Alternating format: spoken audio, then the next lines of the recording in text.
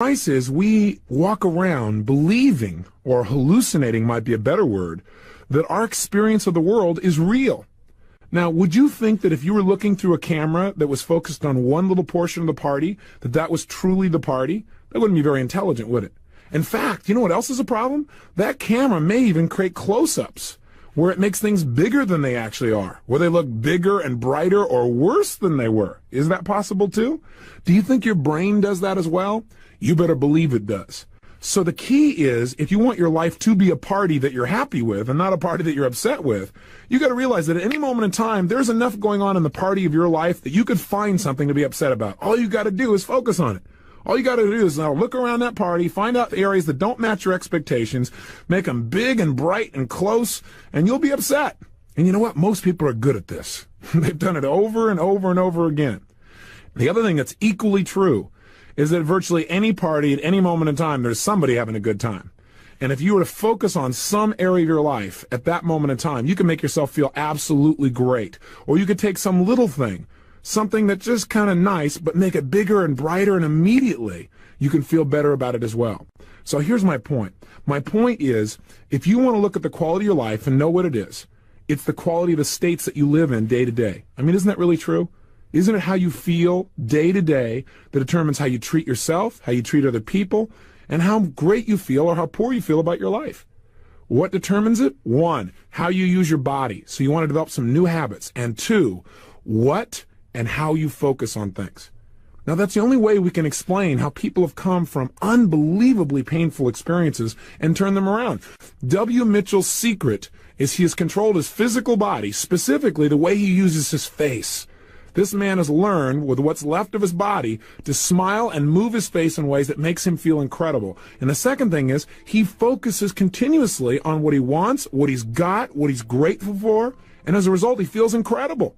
Now, nobody would blame him for looking around and seeing he has no legs, and he has no fingers, he's got the toes there instead, and he's in a situation where he's in physical pain a lot of the time. Nobody would blame him for feeling sorry for himself, but see, he doesn't focus on that. He loves life because he focuses on the part of the party that's the best part for him. Don't you deserve to give yourself the same gift? Now take a look at John Belushi, example we used earlier also. How could a guy like Belushi, or Presley, or take somebody like Elizabeth Taylor? Here's a lady that would have everything going for her by most people's standards. She's an incredibly intelligent woman. She's absolutely beautiful. She's a great actress. She has thousands and thousands, probably millions of fans to be more accurate, who absolutely love her. She has as much money as most people could ever imagine needing or wanting. She has a lifestyle that's absolutely phenomenal. She has family and friends that care about her and would do anything for her. And yet, what happens with this lady? She has not learned to manage her state, and she pays the price, as great as she is. Great on the stage, but in her personal life, over and over again, she has to turn to food or to drugs to try and take care of the challenges within herself. See, how could someone have it all and still be unhappy? Because no matter how good it is, you can always focus on something that isn't perfect or doesn't match your expectations, and that is called ultimate failure in life. You want to know what I believe success is? Success is creating consistent pleasure in your life and causing yourself to grow. Failure is being able to find pain no matter how good it is. That's failure. The bottom line is you have that power, and you can change it right now by understanding that you make decisions about what to focus on. Now, it may be true that you've got some bad habits. It may be true that right now you look at what's worse, or you look at what's wrong, or you see what's not working in your life, and it's habitual, so you don't think about it consciously, but you still make the decisions. You can turn off the automatic pilot and take control. And when you do, you can instantly change the quality of your life. The lady I married, my wife Becky, one of the things I love about her more than anything in the world, the reason I married her probably more than anything else, is this woman is so incredible in her ability at any moment in time to focus on what is great in a situation, what is beautiful, the most little things. She and I share that power, where we can be in the middle of anything, in the middle of turmoil and upsets and frustrations, and in a heartbeat, we can stop and we say, hey, look, notice that flower, notice that sunset, or look in each other's eyes and say, how did I get so lucky to get you? We have that ability, and we share it, we reinforce it in each other, and it gives power to our relationship and to our lives. You have that control.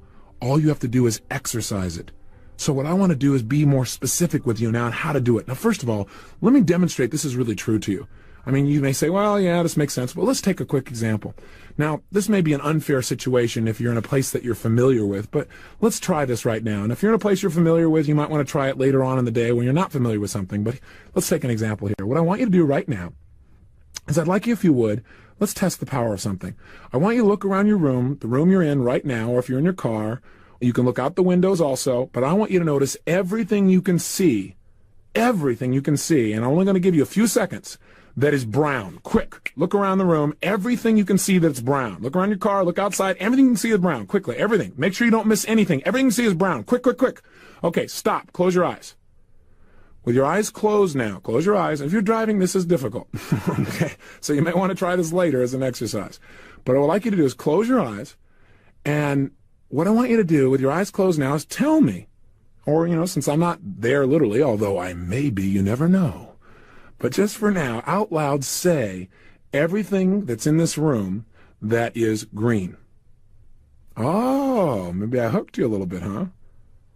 You were waiting for brown. Tell me out loud. Come on, everything that's green. Try this. Everything in that room that's blue. Everything in the room that is white. And everything in the room that's red. And now open your eyes and look around the room and notice everything you can see in this room that's green. Come on, take a good look. Now some of you may say, well, there's nothing in this room that's green. Look behind you there. There's something green behind you. That's right. What's blue in this room? Now, do you see a lot more green? Do you see a lot more blue now than you did the first time? Unless you're in a room you already are super familiar with, that is, you've already got a picture in your head and you know it, like maybe it's your bedroom and you know everything. Even then you may not have noticed everything. But if you're in a strange room or you're in a place you're not used to, what I find is 99% of the time people see a lot more blue and green when I ask them about that specifically later on. In other words, when I ask you to focus on brown, that's what comes up. You notice mostly brown. You tend to delete a lot of the other details. Isn't that true? Now, how does that relate to life? See, a lot of people in life stare at and focus on the brown in life, the, shall we say, feces of life. And other people, they look for the green. They look for what's growing. They look for what's alive. That's what you need to do. See, in life, we get whatever we focus on. Whatever you pay attention to, that's what you experience in your body instantly. So how do we control our focus? Well, that's a good question. For years, I've been looking at it. I read all the books on positive thinking where they said, hey, you want to do good, you got to feel good. That makes sense. And if you want to feel good, you got to talk to yourself good and picture good. Well, the challenge with positive thinking is what we've already talked about. Problem with positive thinking is you got to think about it. And it's a little bit difficult. We got to get ourselves conditioned to think more positive. Plus, I kept asking the question, how do you think positive? They say, be positive. How? Well, they said, make good pictures. Well, how do you get yourself to do that? And so what I've analyzed for years is what determines, since there's zillions of things you and I could pay attention to at any moment, what determines what we focus on? Well, some of what we focus on, or most of it, is based upon our beliefs of what's important and our values. And we're going to talk about that in the next tape. But for right now, the thing that at this specific moment determines what you focus on is how you're evaluating things. Now, that sounds like a big chunk. But what do I mean by that? Well, the way we evaluate things determines how we feel. But what is an evaluation? Evaluations are nothing but questions. The way I found this out is one day I was realizing, well, W. Mitchell's pretty happy because he's evaluated his life in a way that makes him happy. John Belushi's not here because of the way he evaluated things. He made himself actually feel bad when he had plenty he could have felt good on if he just focused on that part of his life's party, if you will. So I thought, how do I explain what an evaluation is? And then I noticed that I had asked a question to try to evaluate how to explain evaluations. And I thought, well, is it possible that evaluations are questions? I thought, well, that's a question too, isn't it? I thought, that's a question, isn't it? I thought, is that really what evaluation is? Is a question? Notice that was a question. Pretty soon I whipped myself into a frenzy and began to realize evaluations are in fact questions. And I tried to mismatch it. That is, I tried to look at the opposite side, and I've tested it on all kinds of people. Maybe you can find the opposite of what I'm saying. But I don't know. I have found that thinking is nothing but the process of evaluating things. You're always evaluating, what does this mean to me and what should I do? Those are two questions your brain is asking on a continuous basis. See, if I take my fist and I go wham and I bring it within 2 inches of your face, I guarantee you, your brain's going to make some evaluations. Question number one, what does this mean? Question number two, what should I do? And your brain's going to evaluate. It's going to search your brain for your beliefs about what does this mean? Do I need to move? Is he going to hit me? What does this mean? And what should I do? Do I hit back? Do I adjust? What does my body need to do? We're always asking those two primary questions. But the questions we ask determine what we focus on. Here, let me be more specific, and I think you'll have an example of what I mean. I've said to you so far in this tape that what you focus on determines how you feel. I've also said that the questions you ask yourself determine what you focus on. Think of questions this way. Imagine your brain as the ultimate computer. And in that computer is the answer to any question you could possibly have. And by the way, I believe that that metaphor is really how your brain works. You can come up with the answer to any question you ask it. The Bible says, ask and you shall receive. A very true and real statement. Beyond what you might believe religiously, even if you have different religious beliefs, it is reality in my experience of how our brain works. Now, if you have this great computer, and in front of you, the only way you get information out of this computer is to ask for it. You tap into this keyboard and you ask questions, and bam, in answer to the questions, you will get responses on the screen. Your brain works the same way. You ask questions, you hit the keyboard with questions, and it will fire off the answers in your brain. But here's what's different about your brain than most computers. Whatever question you ask, if you ask it with the absolute expectation that you're going to get an answer, and if you ask it consistently, and you give the brain time to search for the answers, you will get an answer. By the way, any question you ask, you'll get an answer to, even one that doesn't have a basis in reality. In other words, this computer will do anything. It'll search its files and make things up in order to answer your question. What do I mean? Well, if you go around and ask your brain, why do these things always happen to me? Well, guess what? Your brain will search all its databases and say, why do these things always happen to me? And it'll take every possible form of input of what people have said to you in your life, what you've ever said to yourself, what you've ever read or saw on TV, and it'll make up an answer for you. It always happens to you because you're a turkey. That's why, right? And sure enough, now you feel lousy. You see, gosh, I'm a turkey. You feel bad and everything's not working out. See, whatever you ask, you're going to get an answer to. If you say, how come I'm so lucky? You know, how did I get so lucky? Your brain will search all kinds of things and show you that you're lucky.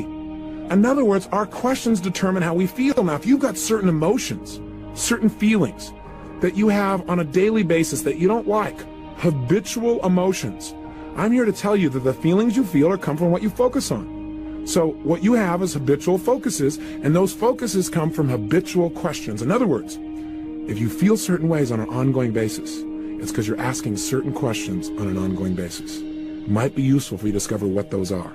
I'll give you some samples. Questions that people ask themselves on a regular basis that make them feel lousy. Question number one is, why does this always happen to me?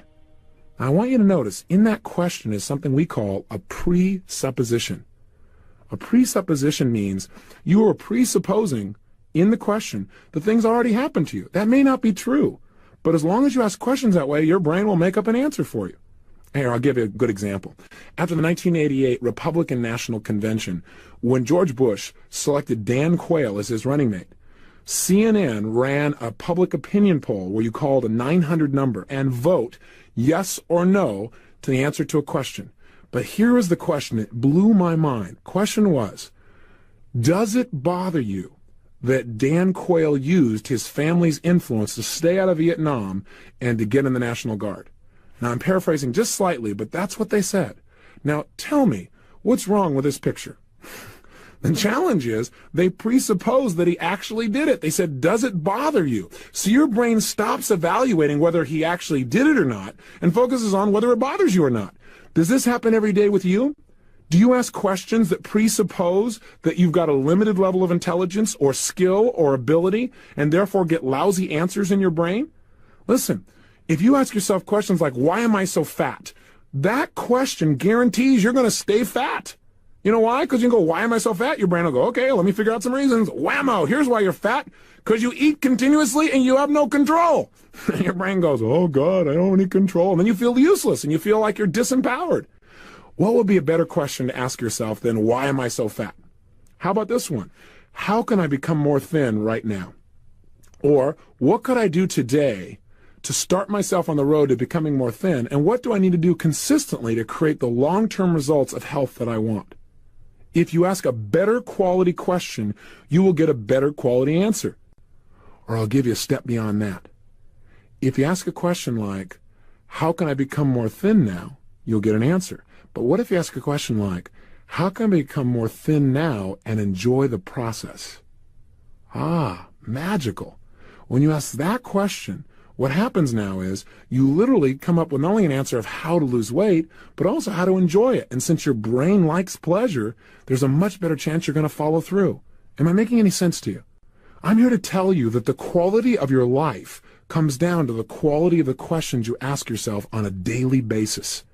So if you're asking questions like, well, how come I can't ever learn anything? Just listen to that question. Or why can't I ever learn anything? That's even worse. Why questions tend to be what I call endless loop questions.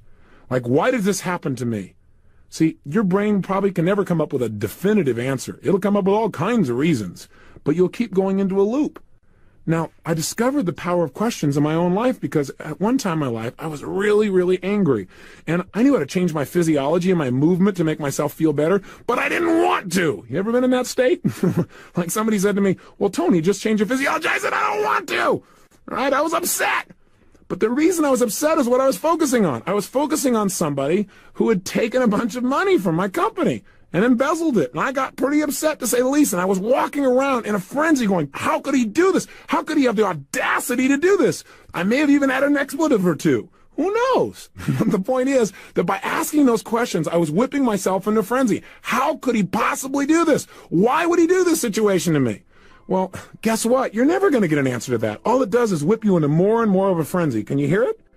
So finally, I said, okay, doing this is leading to more and more pain. It isn't making my life any better. I better ask myself a more empowering question.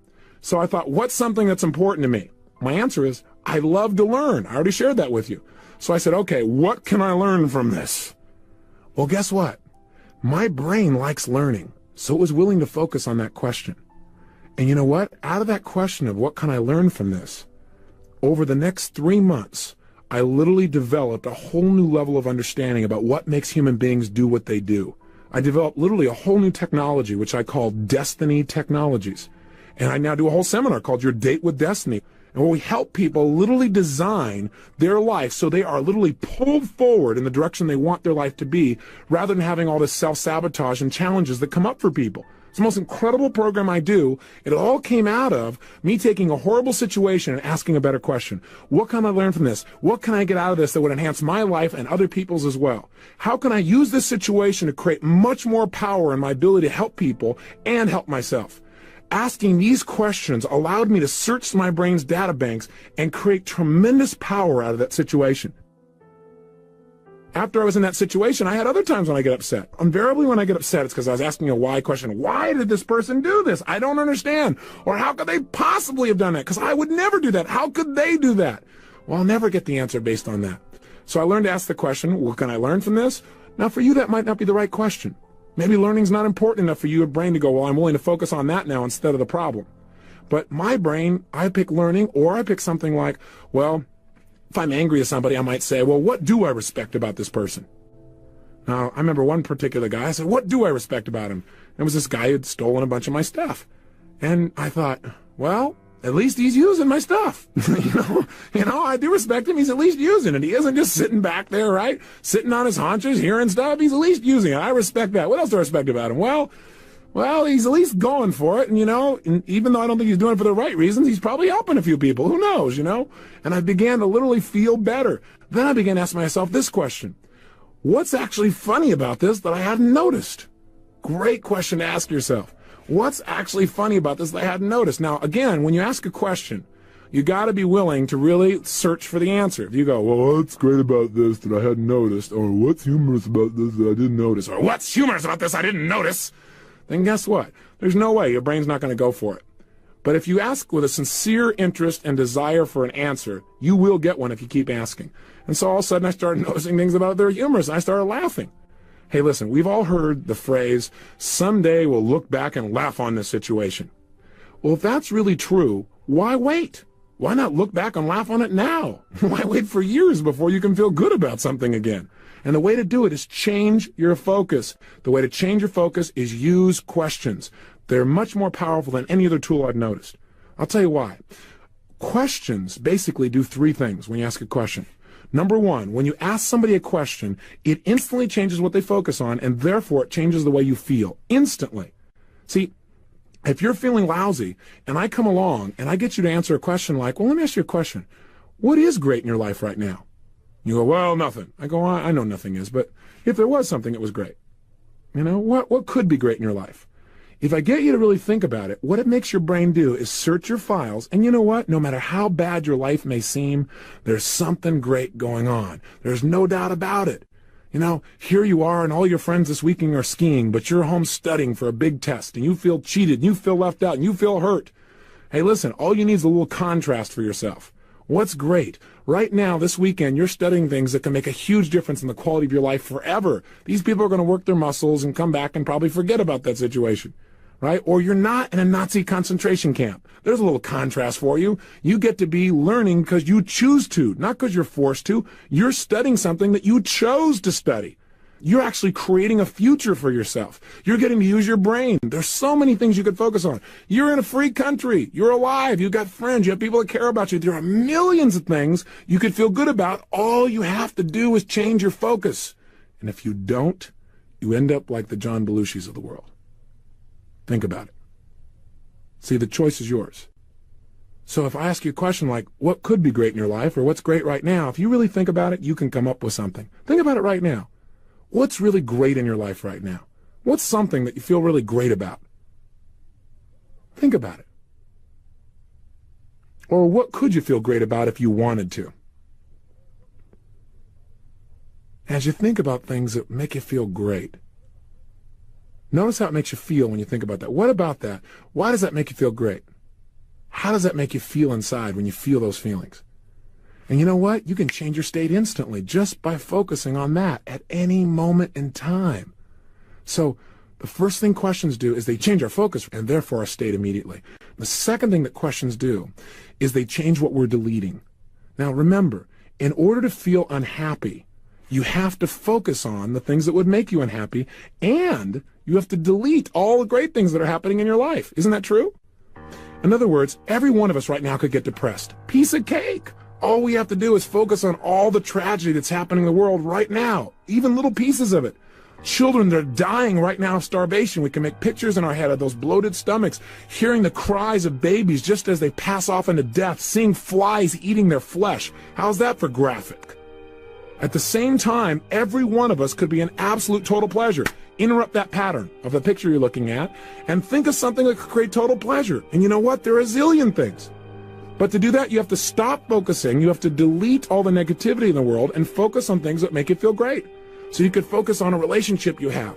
You could focus on how much you've already learned in the last 6 or 7 or 8 days. You could focus on the people that love you. You could focus on your ability as a human being to change your life at any moment in time. You could focus on what learning means to you. You could focus on the sun. You could focus on breathing fresh air. You could focus on the fact you live in a free country. You could focus on the fact that you have a connection with your creator. You could focus on anything and feel incredible. You could focus on new babies being born this moment that have a greater opportunity in life than any time in our history.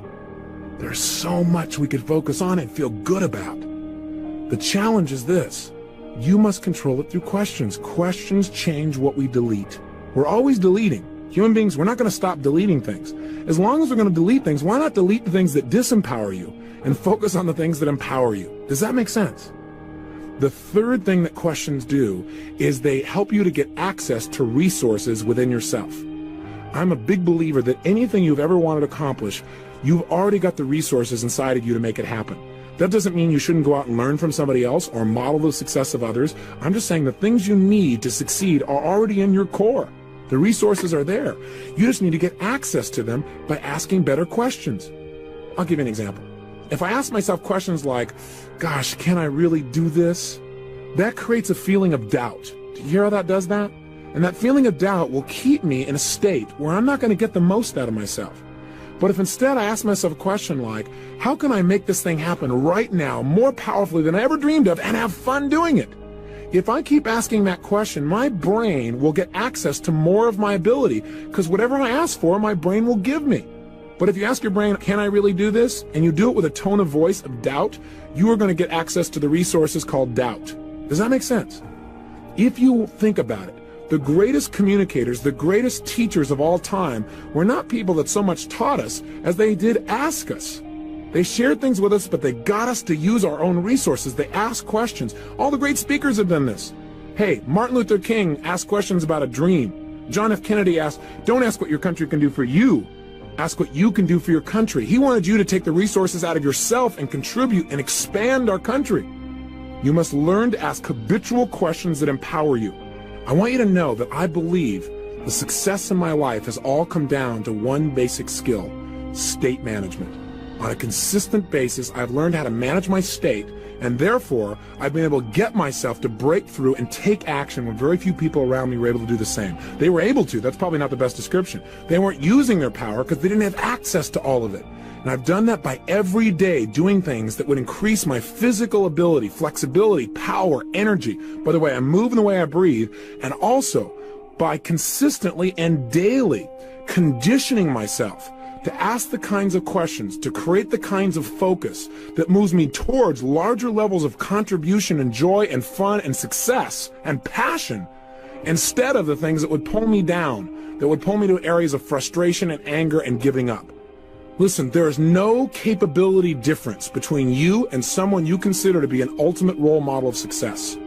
The only difference is they've learned to use their mind and body with more power on a consistent basis. They've learned to manage their state. They've learned to use their body effectively. Whether they know it or not consciously doesn't matter. A lot of people do things without being aware of how they do it.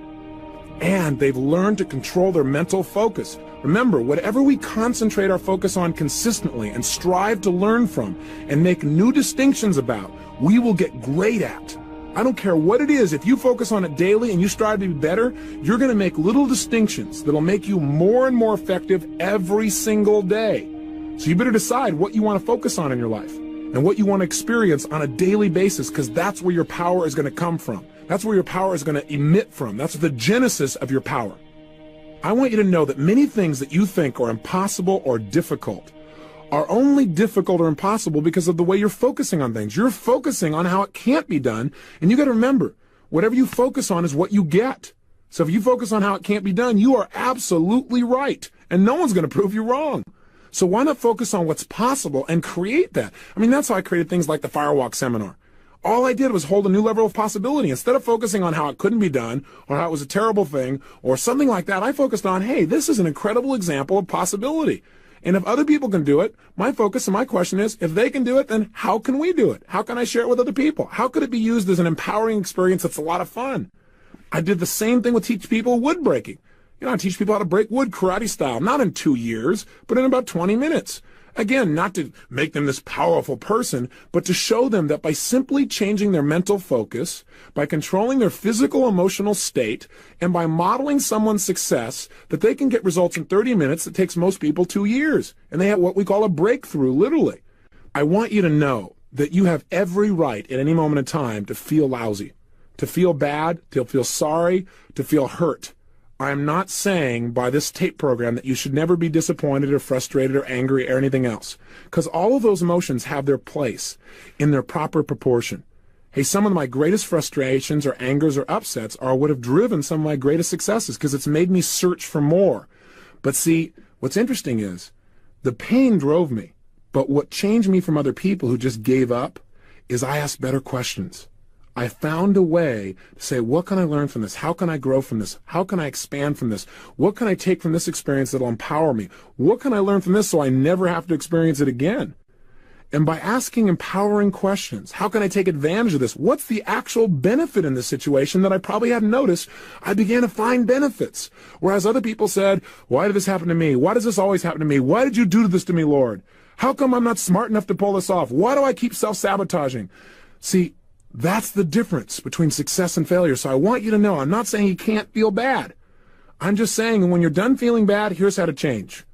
And you may not want to spend quite so much time feeling bad in the future, because feeling bad is based on focus. If you change your focus, you can feel good instantly, right now, at this moment now.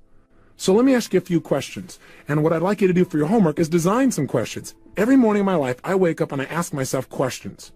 Now, the truth is you already do this too. The only problem is you're not doing it consciously. Think about it. When you're shaving, are you thinking and talking to yourself? Know that the process of thinking is nothing but asking and answering questions. You're doing it constantly. That's where your thoughts come from. Think about it. Now you might say, well, no, that's not true, or yes, it is true. If you said no, it's true, or yes, it is, it's because you asked yourself the question, is that true? Or something like it. See, some of the questions you ask are subconscious. Your brain is deciding all the time. If I get in this car, if I turn here, what's going to happen? Is that car coming too close or too far? You're asking questions constantly, subconsciously, but you're also doing it consciously. When you're shaving or putting on your makeup or shampooing, you're asking questions. But it might be questions like, God, why do I always have to do this? Why do I have to go to work today? Think about the kind of states that those questions create. And what would be some more empowering questions like, what could I do today that would make today more fun than ever before? What could I do today that would create a breakthrough in my business? What could I do today to connect more with my family members? I wonder what's going to happen today that'll make me feel total pleasure for no reason. I wonder what I'll see today that I haven't seen before. See, those kinds of questions will empower you. If you're bored, it's because you ask lousy questions. You probably ask questions like, why do I have to do this? Why do we do this all the time? Why do we always do these things? Versus looking around and saying, God, what could I notice today that I haven't noticed before? See, what could I see today that I haven't seen before? What could I smell today I haven't smelled before? See, it's called directing your computer. So here's some questions you might want to answer right now in your own mind, and notice how they make you feel. Question 1, what are you really most happy about in your life right now? What's one of the things you're most happy about in your life right now? Now answer that question in your own head. What are you most happy about in your life right now? Or, if your brain goes, nothing, what could you be happy about if you wanted to be? If you ever ask a question to yourself and somebody says, well, I don't feel that way, or I don't think that way, say, I know you don't, but if you did, or if you could, what could you feel happy about right now? Think about it. Have you thought of something? Well, good. Let me ask you a question. What about that makes you happy? Third question. How does that make you feel? Really allow yourself to feel it. Don't just go, well, it makes me feel happy. Feel the feelings. What else are you really happy about in your life right now? Think of a second thing. What else are you really happy about in your life right now?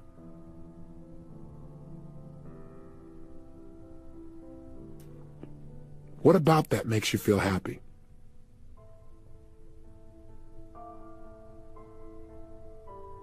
How does that make you feel? Here's the second question for you. What are you really excited about in your life right now? What are you really excited about in your life right now? Answer the question in your mind. Think about it. Or what could you be excited about if you wanted to be excited about something? Think about it. Oh, come on, you got more things to be excited about. Think. What about that makes you excited? Why does that make you excited? How does it make you feel? What else are you excited about in your life right now? Come on, what else? What else are you really excited about in your life right now? Or could you be excited about if you wanted to? How does that make you feel? Here's a third question for you. What are you really grateful for in your life right now? What are you really grateful for in your life right now? What are some of the things you're grateful for, or what could you be grateful for if you wanted to be? Answer the question honestly. How does that make you feel? Now, I want you to notice, do you feel a state change as you answer these questions from where you were a few moments before? That's it. So you can change your state instantly, and you can make yourself feel great. There's so much to feel grateful for. Hey, if you want my formula for wealth, it's real simple. Live every day in an attitude of gratitude. See, the more you feel like you have, the more you'll experience in your life, and the more you'll be willing to give. See, make sure that you're always trying to give more than you take back, and feel grateful for everything you have, and you will be wealthy beyond your wildest dreams. But you got to control your focus. Let me ask you another one. What are you really proud of in your life right now? What are you really proud about in your life right now? Or what could you be proud about in your life so far? What are some of the things?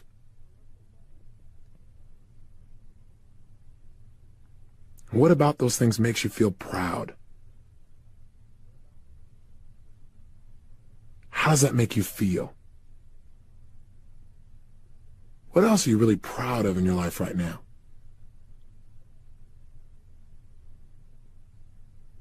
How does that make you feel? And here's a final question for you. Who do you really love most in your life, and who loves you? Think about it. And don't just go, oh, my mom, my dad, my brother, my sister. Blah, blah, blah, blah. Get some feeling. Step into those experiences and feel what it feels like. Think about who loves you and how that makes you feel. Who do you love and how does that make you feel to love that person so much? I got a question for you. What if every morning you started out asking yourself a series of questions that put you in this kind of state?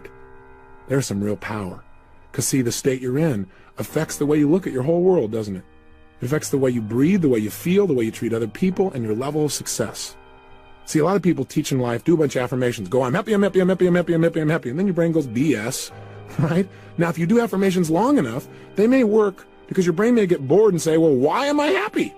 At which time it'll search your brain for an answer, and then all of a sudden you'll feel happy. That's what happens when you do affirmations. Or if you go, I'm happy, I'm happy, I'm happy, I'm happy, I'm happy, and you really create the physiology of happiness, you know what I mean by that? By using your voice that way, then what you've done is the affirmation didn't do it so much as putting your body in that state. So affirmations are great. But what I want you to know is questions are even more powerful because now you have a reason to be happy. You're not just jumping yourself up and running around with what I call a permagram where people go, why are you happy? You can go, I don't know, but it feels good. It's better to have all these reasons. So every morning you stack more reasons to be happy. You come up with more reasons that you're proud, more reasons to be grateful, more reasons to feel excited about life, more feelings of love. If you stack those every day, you literally anchor them in your nervous system. This is part of what I call destiny technologies, controlling your state through asking yourself effective questions. This is the power of focus. And here's your exercise. Pull out your success journal. And right now, I want you to write down 5 questions. After you've designed these 5 questions, what I'd like you to ask yourself to do is this. First of all, let me ask you this. If every single morning you got up and asked yourself 5 custom designed questions that put you in peak states, and they gave you lots of reasons to feel phenomenal. So you weren't just some guy out there again just babbling about how excited you are without any reasons for it. I'm not talking about being somebody who's just all pumped up for no reason. But if every day you came up with lots of reasons and felt these powerful emotions, what would that do to the quality of your life? What would that do to your days? Would it be worth developing some new habits? If your answer to these questions is yes, then I'd like to challenge you to do something. I'd like you to develop a new habit, one that will literally condition your nervous system to associate powerful emotions with waking up in the morning. Wouldn't that be nice? Here's what I want you to do if you're willing to take on the challenge. For the rest of this program, approximately 22 more days, each morning I want you to answer those 5 questions. And every time you answer them, you got to create some feeling. So if one of your questions was, what am I most excited about in my life? You got to come up with at least 2 different answers, and you got to think about why you're excited and how great that makes you feel. And you got to actually feel the answer to the question. 2 answers to each of your 5 questions each morning. Again, this is not added work. You're already asking questions. You just may be asking questions like, oh gosh, why do I have to get up at this hour? That may not be the best question to ask when the alarm goes off. Maybe you want to install a new one that empowers you. Would you be willing to do that for the rest of this 30-day program? Now, I don't want you to do this for the rest of your life because you might get addicted to feeling excellent for the rest of your life, and gosh only knows what would happen to you then. So don't go any longer than these 30 days, for sure. But at least for the 30 days, would you be willing to try it? Okay, then go for it. So you know your assignment. Design 5 questions that'll get resources out of you and make you feel phenomenal each day, that'll make you get access to your real power and ability every single day. Also, I want to say to you, please use your success journal to write down each day a little bit about what's happening to you. What are you noticing? Have you already begun to notice that your attitude has changed, obviously, but also have you noticed that maybe you're willing to take some chances, that you're being more decisive, that you're taking some actions, you've been maybe more powerful in some of your communication? Have you decided maybe to take some actions like lose weight or stop smoking and you're in like day 3 or 4 of that? Or are you just feeling better about the possibilities of your future? In other words, each day, you might want to just keep a journal. Jot down a couple of key ideas about what you learned that day or what you're experiencing in your daily life besides this program. I've kept journals for years because I believe that if my life is worth living, it's worth recording. And for me, what journals are is a way to go back and notice my growth. See, because otherwise what happens for a lot of us is we get caught up. But if you have a journal, you can look and see how you've grown in your development and your ability and where you are in your life. In addition, your journals are things that you can give later on to your children. Someday they can look back and learn from the lessons you've learned in your life. So they're invaluable. I hope you'll decide to keep a success journal on an ongoing basis after this program, but see if you can get yourself in the habit right now for the next 30 days.